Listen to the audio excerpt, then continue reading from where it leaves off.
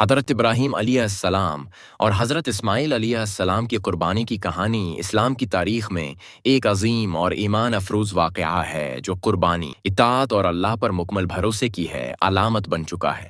حضرت ابراہیم علیہ السلام اللہ کے نبی تھے جنہیں بچپن ہی سے توحید پر یقین تھا۔ انہوں نے اپنے وقت کے بت پرست معاشرے میں حق کا پرچار کیا اور ہر آزمائش میں صبر ہے وہ استقامت سے کام لیا۔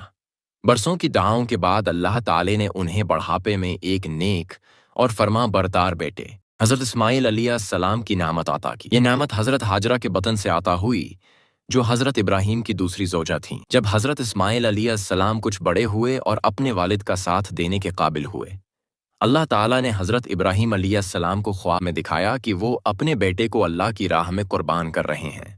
نبی کا خواب وحی کے برابر ہوتا ہے، چنانچہ حضرت ابراہیم نے سمجھا کہ یہ اللہ کا حکم ہے اور اسے پورا کرنا لازم ہے۔ حضرت ابراہیم علیہ السلام نے اپنے بیٹے سے اس کا ذکر کیا، اے میرے بیٹے، میں خواب میں دیکھتا ہوں کہ میں تمہیں ذبح کر رہا ہوں، تو تمہاری کیا رائے ہے؟ حضرت اسماعیل علیہ السلام نے جواب دیا، اے ابا جان، آپ وہی کیجئے جو آپ کو حکم دیا جا رہا ہے، انشاءاللہ آپ مجھے صابر پائیں گے۔ یہ جملہ حضرت اسماعیل علیہ السلام کی فرمان برداری، صبر اور اللہ کی رضا پر یقین کی عالی مثال ہے۔ پھر حضرت ابراہیم علیہ السلام اپنے بیٹے کو لے کر ایک وادی کی طرف چلے۔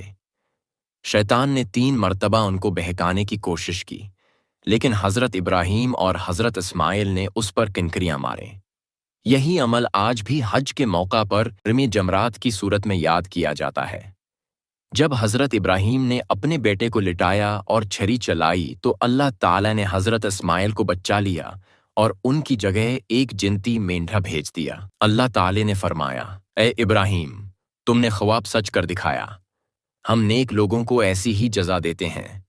بے شک یہ ایک کھلی آزمائش تھی۔ یہ قربانی اس بات کی علامت بن گئی کہ اللہ کی راہ میں ہر چیز قربان کی جا سکتی ہے، یہاں تک کہ اپنی سب سے عزیز چیز بھی۔ اس واقعے کی یاد میں مسلمان ہر سال عید الاضحی کے موقع پر جانور قربان کرتے ہیں۔